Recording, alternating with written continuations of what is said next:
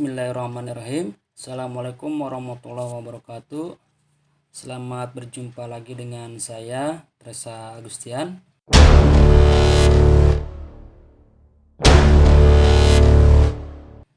Dimana pada kesempatan kali ini saya akan berbagi sedikit tentang PPDB tahun 2021 di Provinsi Jawa Barat. Dimana video yang akan saya sampaikan atau yang saya bagikan yaitu tentang bagaimana cara mendaftar ke SMA, SMK ataupun SLB di lingkungan Provinsi Jawa Barat. Baik, untuk lebih jelasnya kita langsung aja. Nah, ini adalah link untuk mendaftar atau mengakses aplikasi PPDB Distrik Jawa Barat, yaitu https://2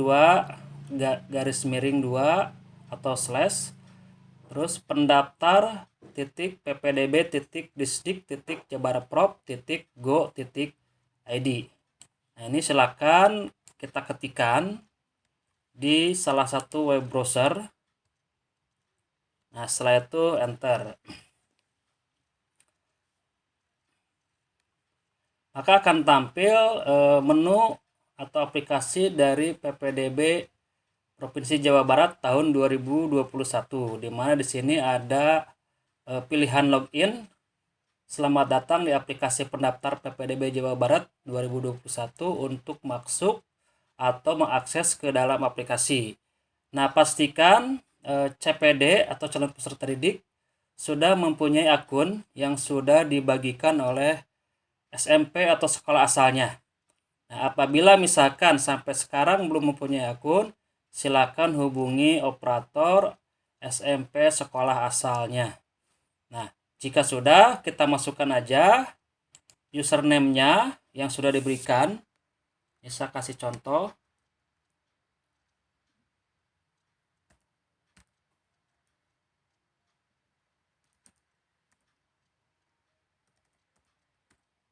Oke, setelah username-nya dimasukkan, masukkan password-nya.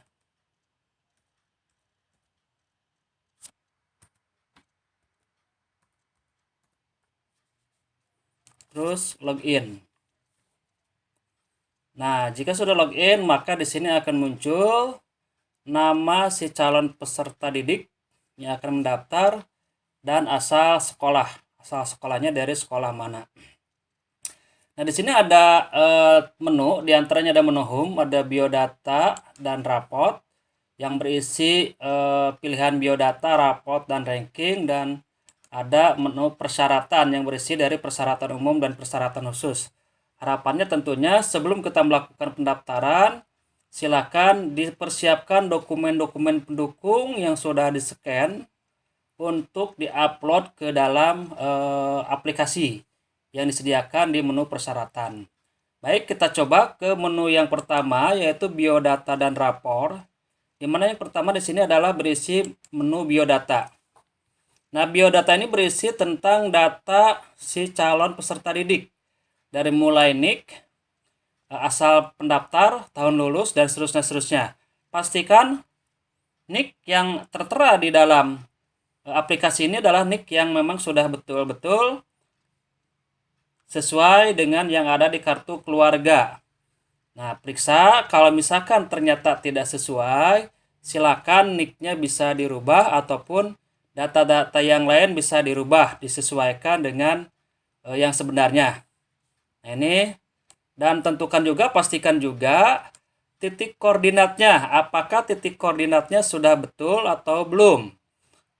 Karena ini akan sangat berpengaruh terhadap pemeringkatan jarak.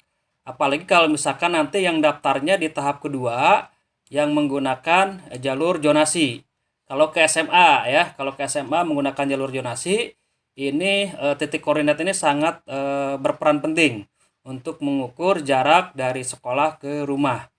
Nah, apabila misalkan ternyata titik koordinatnya ada kesalahan, silakan bisa diperbaiki sendiri kalau misalkan bisa. Kalaupun misalkan tidak bisa minta bantuan ke operator SMP asal, sekolah asal, atau bisa juga diminta bantuan ke operator di sekolah SMA yang dituju.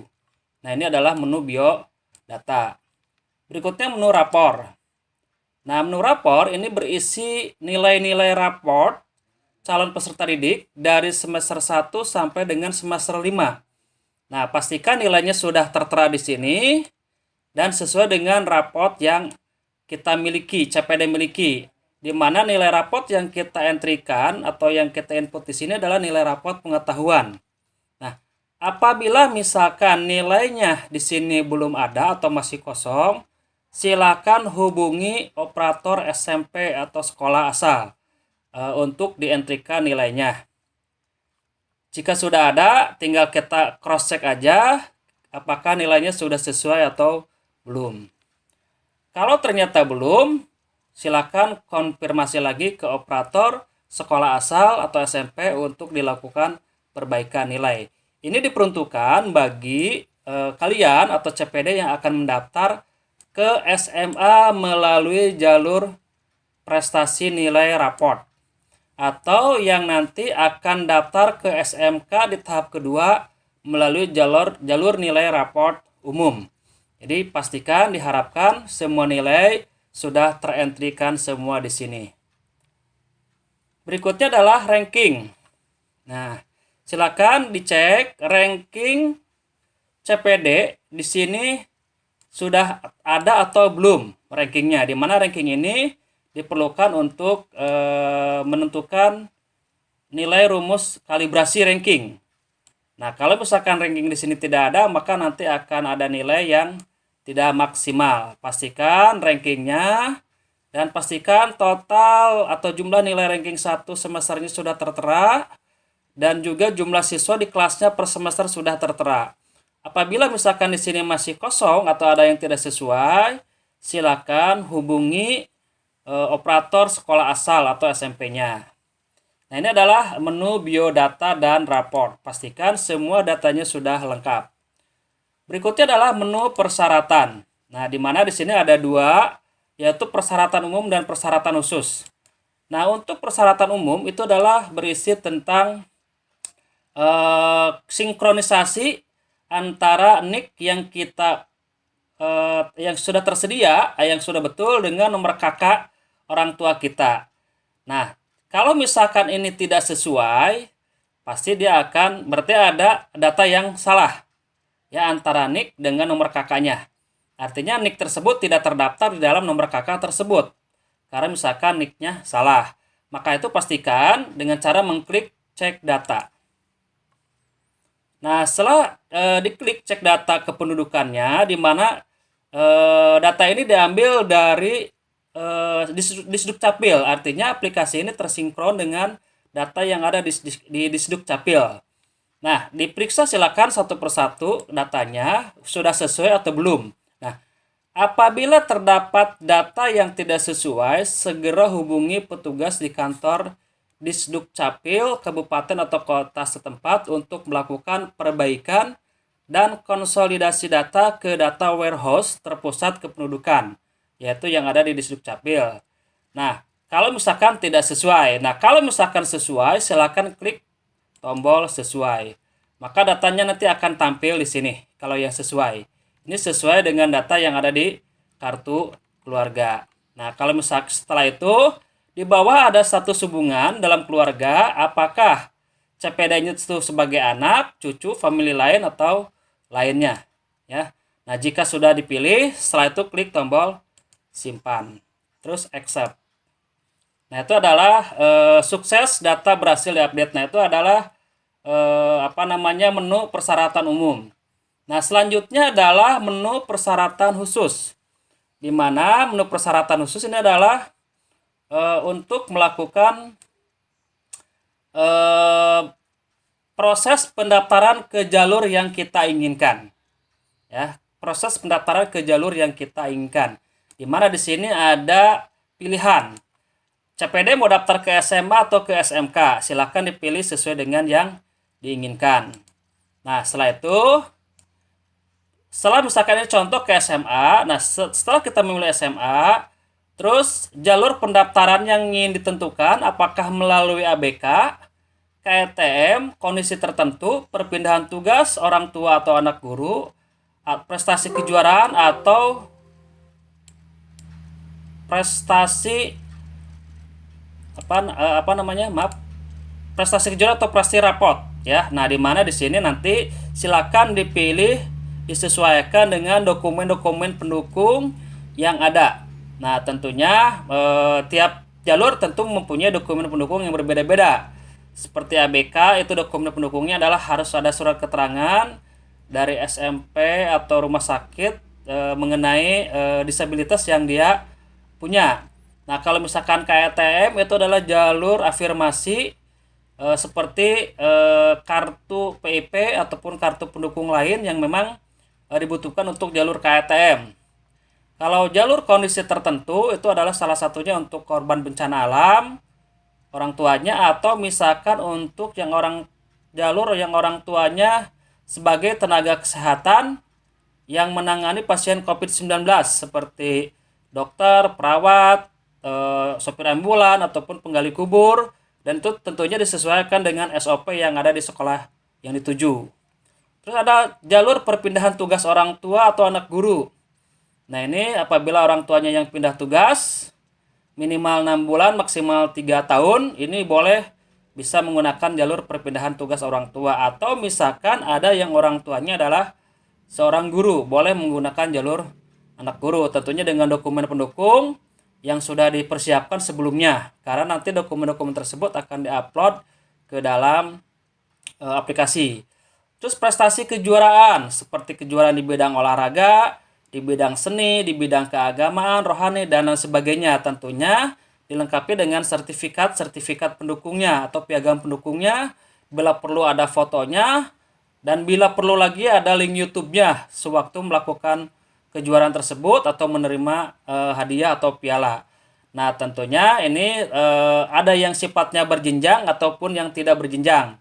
Dimulai dari tingkat kabupaten kota, provinsi, nasional, bahkan internasional. Silakan kalau memang mau menggunakan prestasi kejuaraan, dokumen pendukungnya dipersiapkan.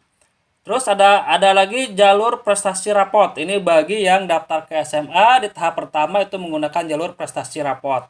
Sementara kalau yang daftarnya ke SMK, jalur prestasi nilai rapot itu nanti berada di tahap kedua. Ya, nah kalau di SMA ada di tahap pertama. Jadi tolong dipersiapkan nilai-nilainya. Nah, apabila jalur-jalur tersebut sudah dipilih, nah di bawah nanti akan ada persyaratan-persyaratan dokumen yang harus diupload. Ya, ini contoh misalkan tipe pendaftaran yang jalur anak guru. Nah, di sini berarti tentunya dokumennya seperti surat tugas mengajar atau bekerja dari pimpinan satuan pendidikan. Jika perlu, misalkan ada sertifikat pendidik. Nah, tentu seperti yang tadi saya katakan di awal, bahwa tiap jalur dokumen yang diuploadnya itu berbeda-beda. Nah, apabila CPD atau orang tua CPD mengalami kesulitan dalam mengupload dokumen-dokumen seperti ini, boleh minta bantuan ke operator sekolah asal atau ke operator sekolah yang dituju. Nah, jika dokumen ini nanti sudah diupload ke dalam aplikasi, nah kita tinggal nunggu saja. Proses pendaftarannya untuk tahap pertama nanti akan dilaksanakan pada tanggal 7 sampai tanggal 11 Juni tahun 2021.